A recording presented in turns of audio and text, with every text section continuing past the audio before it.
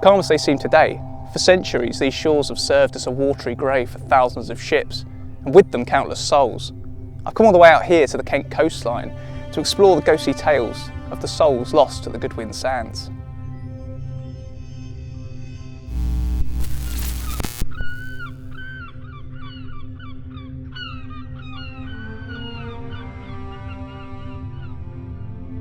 "6 miles from the Deal coastline, just below the ocean surface, lays the Goodwin sands.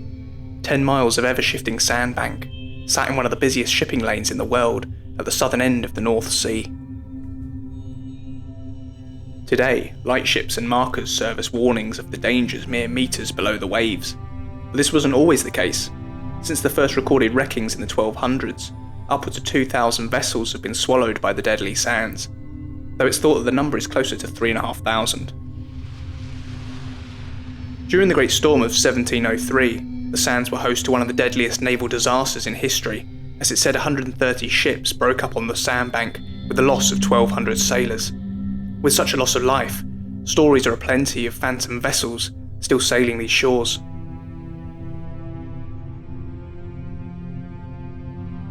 Undoubtedly, the most notorious of these ghost ships is the legend of the Lady Loverbond. On Friday the 13th, February 1748, Captain Simon Reed was granted command of the three-masted schooner and her crew, planning to voyage to Portugal to treat his new wife Annetta. All was well as the newlyweds and crew revelled in the occasion, enjoying the excesses of food and drink. Captain Reed knew his crew were more than capable of sailing these waters, as they'd done so many times before. One thing the captain hadn't accounted for, though, was a jealous love rival amongst his ranks. First mate aboard the Loverbond, and best man at Reed's wedding just days prior, John Rivers held a flame for Annetta. A flame that certainly wouldn't be extinguished by the swelling tides of the Goodwins. So bitter had Rivers become, relegated to his duties as an onlooker to the merriment of the newlyweds. Rivers grabs a belaying pin from the deck and bludgeons the boatswain at the helm. Grasping the wheel in an untamable rage, the bow of the Loverbond strikes the Goodwin sands. Before it became clear what had occurred, the ship and her crew found themselves sinking into the sands. All aboard were lost that night.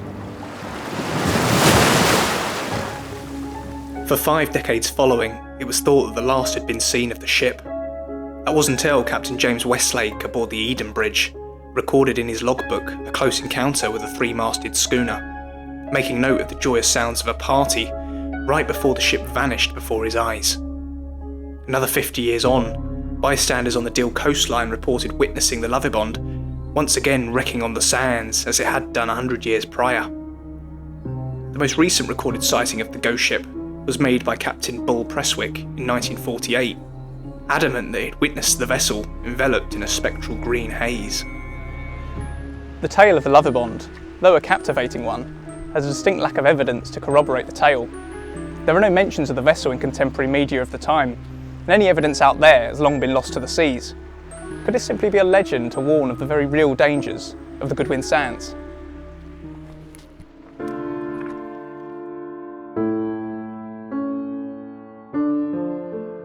A ship we do have record of is a cross-channel paddle steamer, the SS Violet. On a dark winter's night in 1857, the vessel became disorientated in a blizzard and ran aground as so many had done so before. 3 hours later, the Ramsgate lifeboat arrived on the scene to a single mast breaching the surface, and a lifebuoy holding 3 tethered bodies, punctuating the disaster that had taken place that night. It would be another 90 years until the mysterious phantom reenactment of the disaster would be seen playing out where the Violet met her end. In the 1940s, a lookout aboard the East Goodwin lightship called into the Ramsgate lifeboat reporting of a paddle steamer in distress on the sands, shockingly similar to the wrecking of the Violet.